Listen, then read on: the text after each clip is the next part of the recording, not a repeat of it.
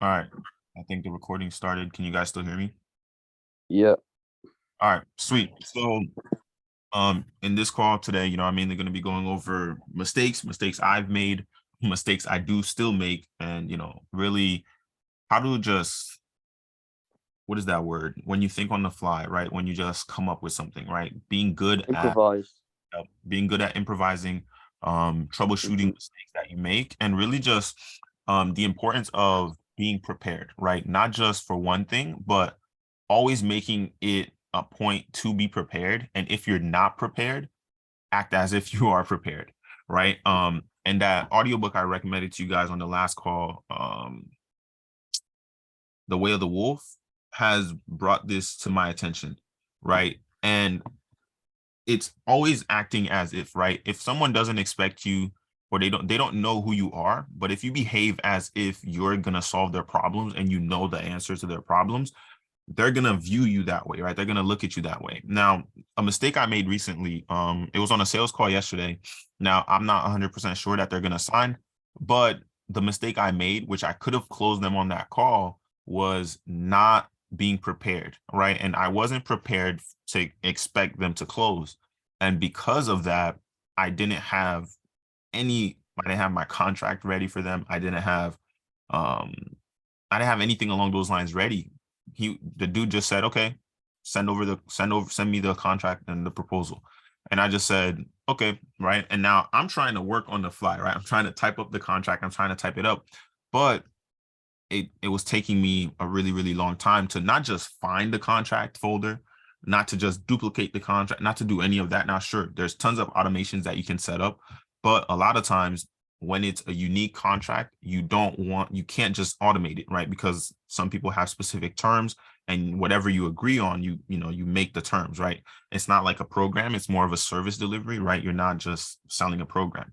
So typically, right, one, I like the fact that it's important to have contracts ready, have a template ready to do that you can duplicate and just change certain terms, right? Having those things ready so that every time you have a client or potential client, you're not taking as long as I did to get that. So for me, what happened yesterday, I had to schedule a third call, which is on Monday now, um, because I needed to, one, set up a contract for him specifically, have specific terms and all that, right? So I was not prepared to hear him say, okay, send over your proposal, right? I wasn't ready for that, right? But acting on the fly, I acted like, yeah, it was ready, right? Which is a good thing. It's a good skill to have, but I just took way too long um in getting him that information. Now, the next thing I want to talk about is just troubleshooting mistakes, right? And acting as if. So, when it comes to sales calls, and you guys will realize this pretty quickly the more sales calls you take, is a lot of times people don't know you at all, right? Today, before this call, I just hopped off an hour-long call. It was a sales call, right? It could have been shorter, it could have been longer, but I took my time on the sales call because I wanted him to understand our process, and I pitched him 10K plus 10% of profit share. And he was well, before I even pitched, he wanted to work with me. He was like, dude, I want to work with you. I want to work. What is the cost? What is the cost? What is the cost? Right. And I pitched the price for his specific project. I think they're more of a newer company. They don't have a ton of cash or anything like that. So I was like, okay, I can do it for, let's do 10K plus 10% of your profit share for every month, right? Every month that we bring in, whatever we bring in, we want a percentage of that profit. And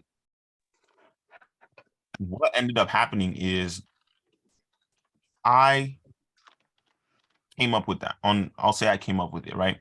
And I think I'm losing my train of thought. What I'm trying to get to is one, being prepared, because today I actually prepared for that call, learning from today's mistake. I prepared for the call. I had the proposals ready. I had the contracts ready. I had everything along those lines ready.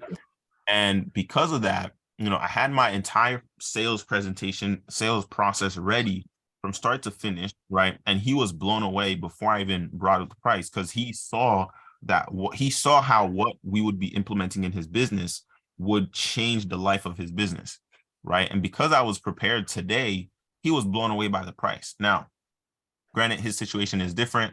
He applied for funding, so we're waiting for that funding to come through so that he can sign on to become a client.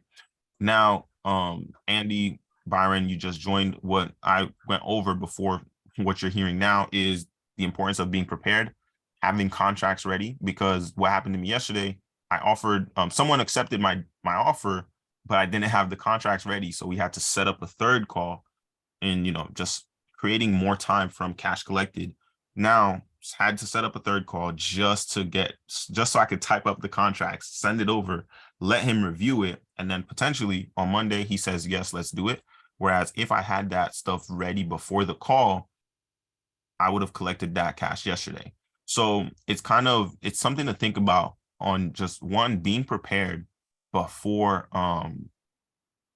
everything, right? But also being able to act on the fly or being able to improvise, because you never know what can happen, right? When it comes to sales, everyone has different backgrounds. They have different mindsets on money. They have different mindsets on services and all things along those lines. And so I kind of want to open it up to you guys before I go on to any other topics. But is there any specific questions on this? Could you send, or is there somewhere where there already is a template contract? I think you already mentioned that. Yep. So I can show you guys again. So the contract template, right? I want all of you to do this, right? Look at the contract, make a copy of it, and just look at the terms, understand your country's term, your state, everything like that. Just understand the basics, because a lot of times a contract is just whatever you have on paper, right? Now, if you want to make it lengthy, legal, and all that stuff, you definitely can. You can send it to a lawyer and have them review it. But me right now, I haven't sent any contracts to lawyers. I've been able to sign clients with a basic contract. Just here's the terms, here's what we agreed on, here's the price, here's the cost, and here's whatever we agreed on documented, right? So let me pull that up on Notion.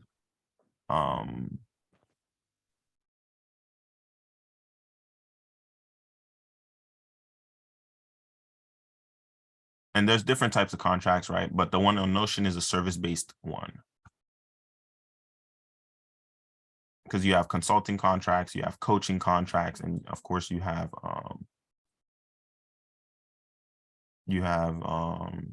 service-based contracts and all that stuff. Okay, let me share my screen.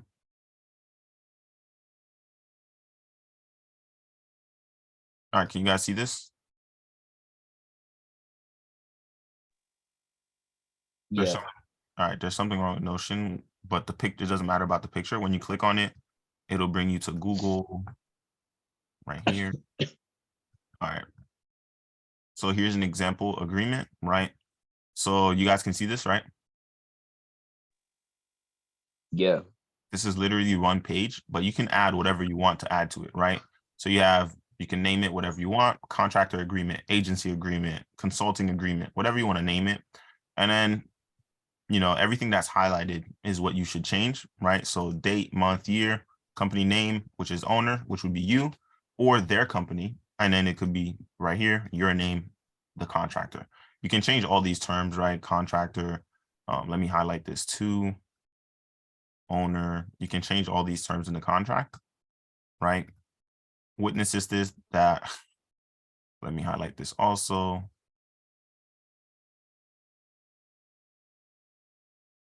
All right, now scope of work, right? What you're going to be doing specifically: payments, consequences. Failure to complete X, Y, and Z without a valid reason will, result in contract termination or warning, right? This could be on your side, this could be on their side, right? Owner, signature, right? You, contractor, or their company here, right?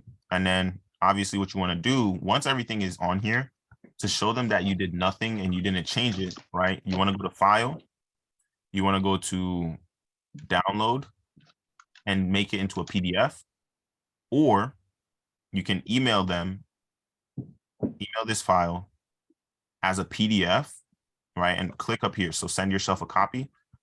And now it's a PDF. You can also automate this leveraging tools like PandaDoc, there's tons of them out there. There's PandaDoc, there's DocuSign. They're the ones I know personally. I don't know any other ones, but PandaDoc is pretty good for getting contracts. They'll even review contracts for you as well for, additional fees. And then you've also got DocuSign, which is it's literally if you have the same contract template and you only want them to change certain terms, cool. They'll sign it. They can automatically sign it right on the call. You send it over. All they got to do is click to sign it. Right. So tools like that will make it easier to get contracts signed. Now, I know a lot of businesses out there, coaching programs, consulting, they don't talk about contracts, but they're extremely important. Like what happened to me as an appointment setter last year. So the company I was working with, they actually owed me $3,000, but because I didn't have a contract, they didn't have to pay me the remaining amount that they owed me. I stopped working with them in February or March, but they actually owe me $3,000 for, I think I brought them a $30,000 deal. And I get 10% of that, but I had agreed to stop working for them after that deal, but because it wasn't on a contract, I didn't have any of that information on a contract. They said, well, I don't have to pay you because there's nothing there. There's nothing there. I don't need to pay you. Now, sure, I could have argued, I could have complained, I could have done all that. But to me, I just said, you know what? It's cool. It's whatever. I don't want to ruin any type of relationship. I don't work with you anymore. Keep the money. I'll just go my own way. Right. So just to give you guys an example of why it's important to have contracts in place. Right now, me having that experience is why I have contracts in place with everything I do. And it's good to renew contracts with people as well. And just having like a lot of people will take a contract personally, but the contract isn't just to guarantee payment. The contract is to just have it written down what you're going to be doing and what you're going to be receiving, right? Some people will be like, I don't want to sign a contract, but okay, let's sign an agreement, right? You can call it whatever you want.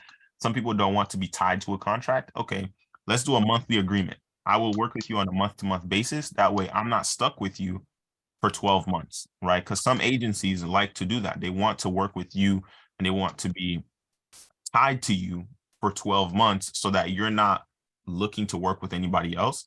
So what terms, yeah, give me 1 second. Whatever terms you want to have inside of your contract, you can have that. George? What happens if you've signed a contract, but you refuse to pay the person? Oh, then, well, you refuse or they refuse? So say, okay, hypothetically, you sign your contract to say you do know, you do work for me and I don't pay you, but I've signed the contract. Then I can legal, right? This is where the government can come in. It's where lawyers come in, like just to get that money. Now, of course, like for me, that $3,000, I was like, you know what? I don't want to go through the trouble for just $3,000, right? But if it was like 30,000, 300,000, yeah, I'm going through the trouble to make sure I get my money. You get what I mean? Yeah, fair. So it really comes down to what you want, and just like I'll show you guys an example of so I showed you guys. What about the monthly agreement? Is that different to a contract? Sorry for interrupting. Yeah, no, it's the agreement, contract, they're all the same. It's just you have written down, you have it written down, right? So now they can't say, oh, well, I want you to do this now. Okay, you want me to do additional services? Let's add it to the agreement, because I caught myself with that. Because a lot of times, if you don't state exactly what you're going to be doing, they're going to ask for additional services, or they're going to expect additional services because you didn't mention those additional services, right? You could, if you didn't state like, let's say you're only helping a company with content creation, but they expect you to also be posting the content, but it's not stated on the contract, then they are gonna expect it because it's not stated on the contract. But if it is stated on the contract that you're only gonna be creating the content, now they understand and they can't sue you because you didn't do what you said you were gonna do. Does that make sense? Yeah, that makes a lot more sense. Yeah. So it's good to have everything written down. let me pull up like, so this is like a basic contract that I showed you guys. I'm going to show you guys a pretty advanced one. Just to show you guys how deep you can go with it, you know, especially the bigger you grow, the higher you grow. I heard this from Alex Ramosi. When you start getting into the ranges of, now you guys are, we're all under $1 million, but once you start getting to 10 million per year, per month, 100 million, like starting around the range of 10 million is when lawsuits will really start to happen. People will literally sue you for anything because they can, right? You're a bigger company. People are going to try to, whether it's internal, they have something against you, they want to sue you, or it's external, it's clients, right? Clients that, hey, you didn't deliver on your promise, I'm going to sue you and get my money back, right? So it's clear to state, even if you offer a guarantee, state the exact terms of those guarantees inside of your contract. If the guarantee is, I will give you 100% of your money back, okay, why? What are the terms of that, right? Some coaching programs, some consulting programs, they have, if you do exactly what we like, they do it so in depth that there's no way for you to get your money back, because the way they do it is they'll say, did you listen to everything we told you to do? Did you do everything we asked? Did you attend every single coaching call? Did you, they literally, that's how, one, on their side, they're protecting themselves from people that just want their money back, right? Where you have other people that, hey, we give you 100% money back, no questions asked, right? So it all depends on the terms that you agree on and the terms that you want to have inside of that agreement and inside of that contract. Does that make sense? 100%. Sweet. Any questions?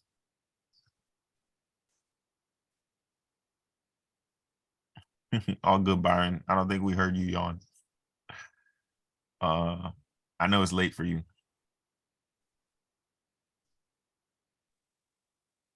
All right, I found the. All right, Duno, I have a question for you. Yeah, what's up? Yeah, so why not you can use a software called a Slack, where we can see everything, like which call has been closed and which has been on progress, because we are very idle that what's happening exactly internally. I use You're Discord. getting my point? Yeah, I use Discord. Yeah, we know that, man. We are into the Discord, right? You're Yeah. using a Discord, we know very well. But the Yeah. thing is, like, we don't know that what's happening with the prospect side, which one is getting closed and which one is, because you're if you're not going to announce that, if whether you're going to close that, whether it's closed or not, we don't know anything. We are very blind. So in that case, so every time if we gonna be in one particular thing, which is on the Slack software, so we can easily come to know that this case is was but it was in this particular status. Yeah, so Slack and Discord are the exact same thing, and it's automated the same way. So let me kind of show you the differences of Slack and Discord of what we have. It's literally, let me just pull this up. Give me 1 second.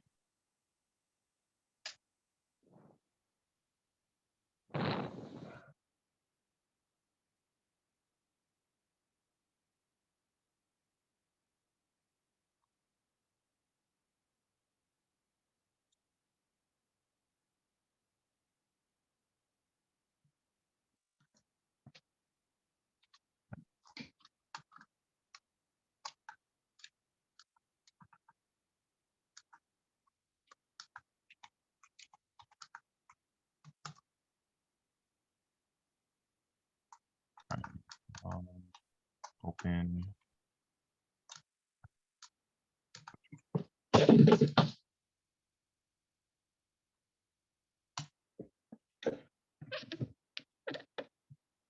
Give me 1 second. I'm not sure why it's not opening. All right, there we go. So I'm going to show you guys the old company, or one of the old company that I worked with. But for this point, I'm going to pause the recording. All right, so let's resume the recording. All right, so literally, it's so important to invest in different mentors, different coaches, different whatever, for whatever area of your life, because that person knows more than you, right? And now she's reaching for that billionaire status, and she doesn't have a ton of companies. You have people that are billionaires with multiple companies, but the person, one of the people she's learning from, his name is JT Fox. I've also learned from him. You guys can look him up. JT Fox official on Instagram. Dude has owned over 75. He owns over 75 different companies. Now, obviously, he's not managing all those companies. Each company has a different CEO, but he has his main CEO, which is Francie, and she's the CEO of all the companies, and she's running and managing those companies, right? Just showing you guys like what's actually attainable. Like JT Fox made his first million at 24, made his first 10 million at 28, and now he's like in his 40s, and dude is, if he's not there already, he's approaching the billionaire mark. But the way he went about it, in my opinion, now I don't know the facts, right? Because this is a recording, I don't know the facts, but he owns multiple companies, but you have the people that own one company, right? So there's different ways once you guys make your money to get to that next level. Like for me, I want to sell companies, buy bigger companies, sell them again, and grow that way, or do whatever else, right? Because until you have the money, you don't know what you really want to do. But once you do have the money, then it makes it easier to make decisions, right? JT Fox says this thing where it's like everybody wants to save the world, everybody wants to change the world, but they're all broke. Make money, then change the world, right? That's really just the best way to go about it. This call, I don't know, was it valuable for you guys? Yeah, I need to start doing contracts before I even start talking to clients. You can do it at the same time, because until you close a deal, that contract isn't as important. So yeah, so I I could just hold things back, so it could be to a client. Yeah, I'll just send that over in a few days, and then I'll contact you. Okay, yeah, I'll do that instead. Yeah, exactly. And just in the meantime, just do research, right? Like, because I know you're in England, so do some research, like just learn about different terms for contracts and stuff like that for England. But again, I could use ChatGPT, couldn't I? So I could put the contract in and could say, is this legal in the UK? So which is mad. Exactly. I'm worried that ChatGPT will just get like removed completely, and then my entire life will end or something. No, dude, I totally get that. And that's one of the reasons, right? Let's get off topic a little bit, but that's one of the reasons why I want my own SaaS company, because you get hooked.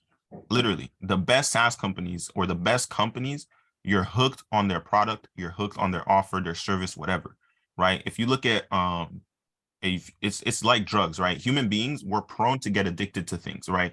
Some people it's drugs, some people it's money, some people it's cars, some people it's TV shows, some people it's social media, but we're naturally wired to be addicted to something, right? That's why some people are obsessed with reading, some people are obsessed with literally everything, right? So you will find someone who's obsessed with that thing, because we're just naturally wired to be addicted. Now, if you have a company that naturally eases into someone's life and it improves their life in one way or another, they're gonna get hooked and they're gonna continue paying you. Like, look at ChatGPT. They gained millions of users in like 5 days, right? Imagine, for them to die, they would have to fundamentally do something so wrong for that company to die, because of the amount of people that are already using it and the amount of people that are putting money into improving it, right? So I'm not afraid of them going away. I don't think they're going to go away. They might make an update that makes it harder for the average person to use it. But I think I remember telling you about it before. Yeah, I do. I remember that. Was I the first person to tell you, or was that someone else? I don't think so. I mean, I saw it on Instagram, but Yeah. I only like 3 weeks ago, I think I started using ChatGPT, but it's been around since like November. Yeah, it's mad though. It's mad how big it grown. Like, I remember the first version of it. It shows like, you seen that video of so the first version of it is like this tiny ball, and then the second version's a little bigger, and then the third one is like massive or something. Yeah, it's on version like 13 right now. So imagine when it gets to version 40, how Oh, it's gonna be, you know? it's just going to consume the internet. Exactly.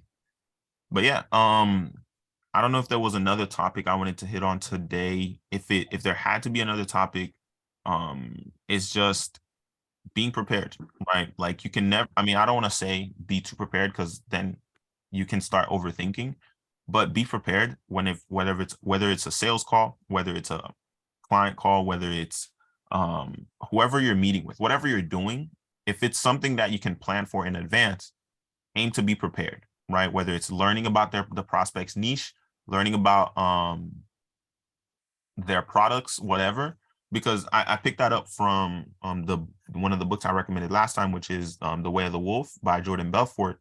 Is everyone on that call, whoever joins a call with you when it's a sales call, they don't know you, they don't know anything about you. Now, sure, if you have content online, they can understand you, they can learn about you a little bit. But when you're on that sales call, that's them meeting you for the first time. And I think you have like 5 seconds to leave a strong impression, right? That impression shows them whether or not they want to work with you. The first 5 seconds. Sure, you can change their mind by the end of the call, but the first 5 seconds gives them the understanding of, I don't really want to work with this person. I want to work with this person, right? Like I told you guys, the call yesterday, I wasn't prepared. Today I was prepared, right? And the dude was blown away by the end of the call. And he was like, I want to work with you. I had other people on the table that made me an offer that did this and that, but I want to work with you because I forget what he said, because you are, I think, enthusiastic. You sound like you know what you're talking about, blah, blah, blah, blah, right? Along, he went on that tangent. And I was just like, yeah, no, I totally get that. And it's only because I was prepared, right? I had my sales script in front of me. You don't need a sales script, but for me, I like to have the orders that I want to do something in so that one, I first find out their problems, then I start talking about how I can help them and how we work, how our process works, A to Z, right? So when you do it that way, right? So first you have questions, you learn about their company. Now you get into who you are and what you do, right? Now they're more open to hearing about you and what you do because you took the time to get to know them.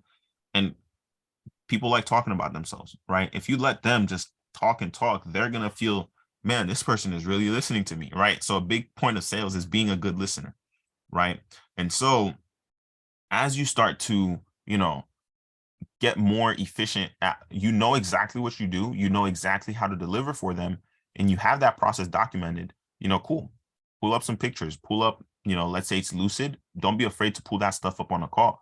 For me, I have it in my sales script to just click and open that. So now I'm sharing my screen and showing them that specific Lucid chart or that specific sales process or that specific marketing process, right? So it's being prepared in those ways. Yesterday, I was kind of prepared, but I wasn't as prepared as I was today because I learned from what happened in yesterday's call. So that's it from me, guys. I got to hop on another call in like 2 minutes. But if there's any other questions, drop them down in the community chat, drop them down in the one-on-one channels. All right. Thank you. Take care, man. As always. Cheers, man. Sweet. Talk to you guys soon.